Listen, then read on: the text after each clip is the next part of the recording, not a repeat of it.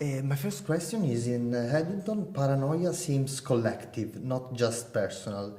Is this the true horror of our time, in your opinion? The film is about paranoia and about a group of paranoid people who are all living in different realities, so they're paranoid about different things. And I think what connects all of them is that they all care about the world and they can all tell that something is very wrong. So in that sense, their antenna are telling them the same thing, but they're living in different spheres of information, and so they are living in different realities. And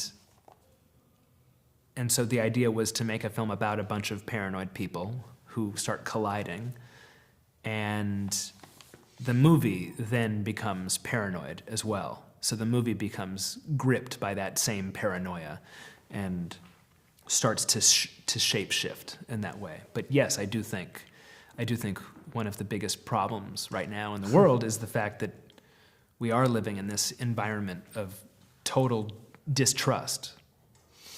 And also, in this film, reality and madness seem to blend.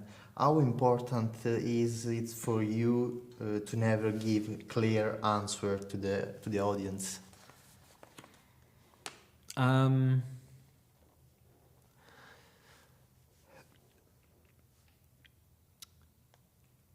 It depends on what we're talking about, right? Because in some ways, I think the answers are clear, and then there are other things that I leave deliberately open-ended. I find that in some cases, a question, if you can keep it alive, is more interesting and more reverberant than an answer.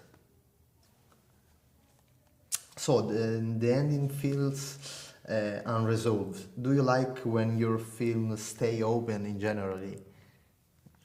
Sometimes. I find that I'd rather leave an interesting question open than provide a pat, limited answer. I find that, there are films that many people love that I can't stomach because I find the endings way too easy, they give me a false sense of closure, and it felt like that would be really inappropriate for a film like this, where we are in a place. I mean, everything is unresolved. We're stuck in a problem that we have not gotten ourselves out of. So, to provide an easy answer for that feels wrong. It's true. And why did you choose the Western style to talk about the present, talk about today's words? Because the Western is a genre that is very concerned with the mythology of America, the American myth, and the dream of America, and it's also very concerned with American history. And I think one of the traditions of the Western is that it is about the building of America and people, standing on a new frontier and deciding where to take a society. And I think right now we are in a place where things are collapsing and we're on the cusp of something new. And so it just felt like an appropriate vehicle. So my last question is about Italy. There is a relationship with Italy or Italian cinema in your life? Mm-hmm. Yeah, I love Italian cinema. I particularly love Fellini, but that's not a very interesting answer.